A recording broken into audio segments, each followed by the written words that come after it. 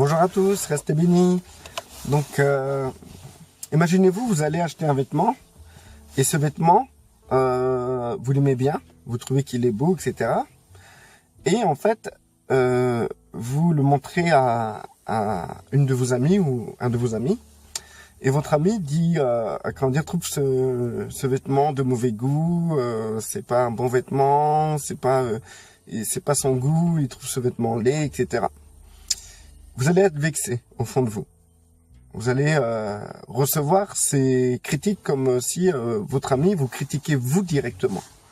Mais qu'en réalité, votre ami donne son opinion sur ce vêtement. Et c'est qu'une opinion envers un vêtement. Votre ami ne faisait pas allusion que c'est vous qui êtes nul, que c'est vous qui êtes de mauvais goût, ou c'est vous qui êtes mauvais, etc. Et du coup, on comprend par là qu'en fait, nous sommes identifiés à ce vêtement que notre ami critique. Donc, c'est pas le vêtement que notre ami critique dans notre tête, c'est nous qu'elle critique. Mais pourtant, dans la vérité, cet ami critique bien ce vêtement, pas nous. Donc, pourquoi je vous raconte ça? C'est parce qu'en fait, on a tendance à s'identifier aux objets, à s'identifier à ce qui nous entoure. Ça, c'est pas un problème. Vous pouvez par exemple, si on griffe votre voiture, vous avez l'impression que c'est vous qui allez être violé. C'est vous qu'on a griffé, etc. Et vous avez mal pour votre voiture. Et ça, c'est la marque de l'identification, d'accord? Donc, du coup, dans ce fait-là, dans cette optique-là, il y a rien de mal. Il y a rien de mal, quoi. C'est normal. Nous sommes des personnes qui avons des propriétés et des choses nous appartiennent vraiment. Et ces choses qui nous appartiennent, lorsque quelqu'un agit contre ces choses ou casse ces choses, etc. C'est comme si c'était nous et les personnes agissaient contre nous. Voilà. Donc ça c'est humain. Et on sera toujours comme ça. Donc on peut avoir un détachement, mais ça sera un détachement partiel, parce que tout ce qu'on possède, on peut s'en détacher, mais partiellement. C'est-à-dire qu'il y aura toujours quelque chose envers qui on va s'identifier. Si c'est pas un objet, ça sera nos enfants. Si c'est pas nos enfants, ça sera nos amis. On fait du mal à nos amis, c'est à nous qu'on fait du mal, parce qu'on s'identifie à nos amis. Ce que je vous raconte, c'est quelque chose que j'ai entendu à la radio et que j'ai trouvé ça excellent en fait. Et aussi quand on va regarder un match de foot, ou quand on va directement vouloir s'identifier à une équipe. Et même si on n'est pas fan de l'équipe, des deux équipes, on va s'identifier quand même à une des deux équipes. On est tout le temps en perpétuelle identification. C'est normal, c'est le comportement humain, c'est le comportement social qu'on peut avoir. On s'identifie à un pays, on s'identifie à un drapeau, on s'identifie à une opinion, on s'identifie à une parti politique, etc. Lorsqu'on va voter, on va pas voter le plus souvent le meilleur, celui qui a le meilleur programme, mais on va voter la personne envers qui on va s'identifier. Et aussi sur le programme dans lequel on va s'identifier. Donc du coup, c'est sûrement pas le meilleur programme, mais on s'identifie dans ce programme-là, donc on va voter pour ce programme-là. On fonctionne par identification, d'accord? Donc pourquoi cette intro là, c'est très important, parce que en fait cette identification, c'est ce qui crée la division, parce que on va s'identifier de façon différente, d'une manière différente. Par exemple, quand on sera, si on est 4 devant la télévision face à un match de foot, c'est très rare que les 4 s'identifieront à la même équipe, en sachant que les 4 ne sont pas fans des deux équipes. Donc du coup, l'autre va s'identifier à cette équipe-là, peut-être à cause de la couleur ou d'un joueur. L'autre va s'identifier à l'autre équipe à cause du nom de la ville, ou peut-être par rapport au pronostic, et aussi parce qu'il y a un personnage qui a sûrement une coupe qui plaît à la personne, donc elle va s'identifier à l'équipe-là. Donc du coup, ce groupe de 4 personnes vont se diviser à cause de cette identification. Pareil pour les partis politiques. Sur 4 personnes, il y aurait 4 opinions, 4 partis politiques, ou peut-être 2 partis politiques, mais il y aura une division qui va se passer parce que les personnes vont s'identifier à différentes partis politiques. Donc les 4 vont se diviser dans leur idée, dans leur pensée, dans leur identification. L'identification, c'est ce qui divise au fond dans la société, dans un groupe. C'est parce que nous agissons de cette manière-là. Et dans un groupe, pareil, lorsqu'il y aura une opinion quelconque, des opinions, et ben chacun va s'identifier à telle opinion, à telle opinion. Pareil, sur YouTube, vous allez voir des vidéos de personnes qui vont prêcher la parole de Dieu, et vous allez vous identifier à ces gens-là. Et donc, du coup, vous allez être pour ces personnes-là, contre ces personnes-là, parce que ces personnes-là sont contre les personnes pour qui vous êtes pour. Donc, du coup, automatiquement, parce que vous êtes identifié à ces personnes-là, vous serez contre aussi, contre les personnes qui sont contre la personne que vous êtes identifié. C'est humain, d'accord? Donc, là où je veux en venir, c'est que la division dans le peuple de Dieu, quand je dis le peuple de Dieu, c'est un grand mot, chez les chrétiens, eh ben en fait, est dû à cette identification théologique. Parce que un tel va s'identifier dans ce genre de théologie, d'autres vont s'identifier dans la théologie baptiste, d'autres vont s'identifier dans la théologie pentecôtiste, d'autres vont s'identifier dans la théologie catholique, d'autres vont s'identifier dans la théologie témoin de Jéhovah, d'autres vont s'identifier dans la théologie, je dis catholique, je sais plus, bref.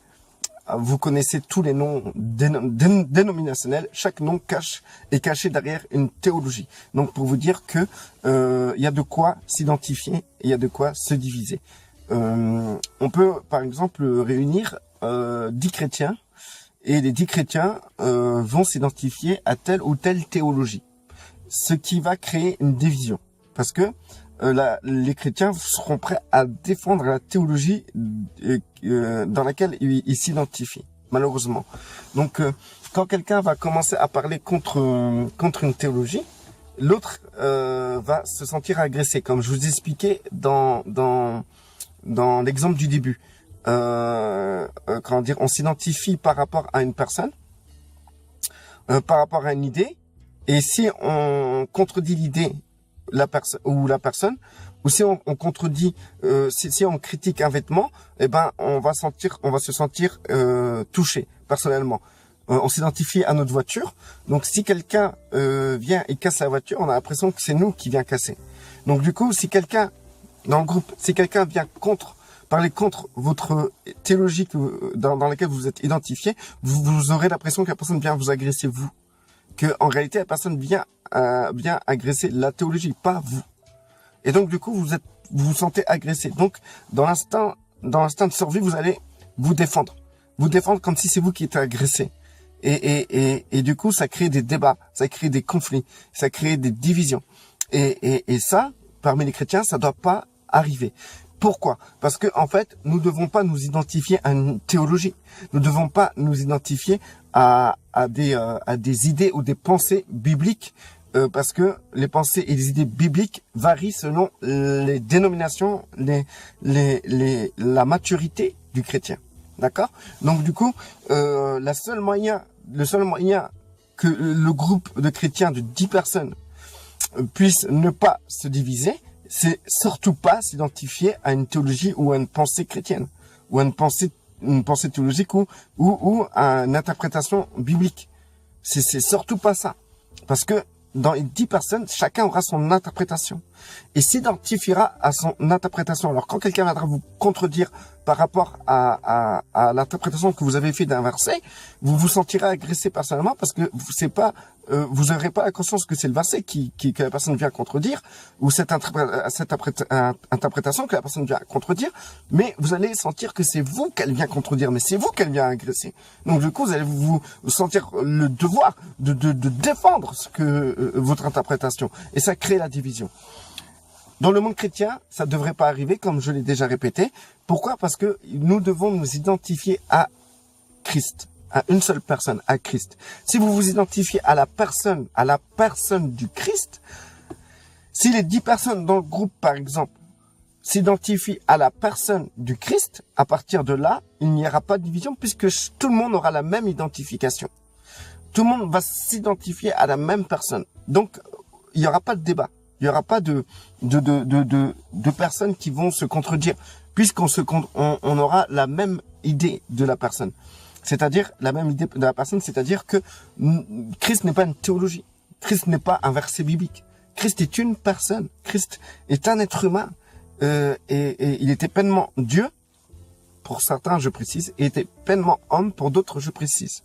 Parce que pareil, sur la personne du Christ, les personnes, ils arrivent à se diviser. D'autres vont dire il n'est pas Dieu, d'autres vont dire il est Dieu, d'autres vont dire il était pleinement Dieu, d'autres vont dire il était pleinement homme. Ils vont se diviser sur ça. Maintenant, pour que tous soient d'accord, il faut parce que ils se divisent par rapport à ça, c'est parce que c'est des versets bibliques encore ils vont prendre des versets bibliques dans la Bible, ils vont en faire leur interprétation et ils vont s'identifier à cette interprétation. Celui qui viendra contredire ça, ils sont tirés engraissés, donc ils vont la défendre.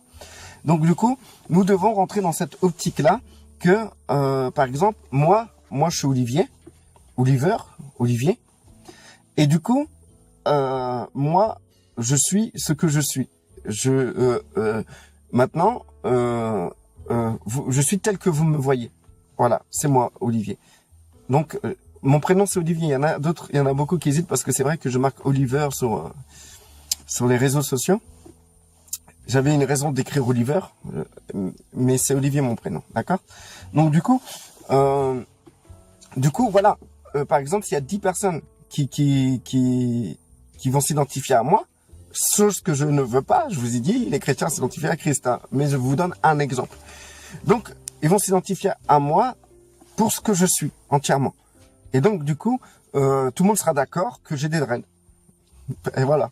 Donc, ils vont pas débattre sur ça. Tout le monde sera d'accord que je suis black. Tout le monde sera d'accord que j'ai des yeux noirs. Tout le monde sera d'accord que j'ai une barbe. C'est moi. Tout le monde est d'accord que je suis un chrétien qui prêche la parole de Dieu sur YouTube. Donc, et sur Facebook. Donc, tout le monde sera en accord sur cette chose-là. Voilà.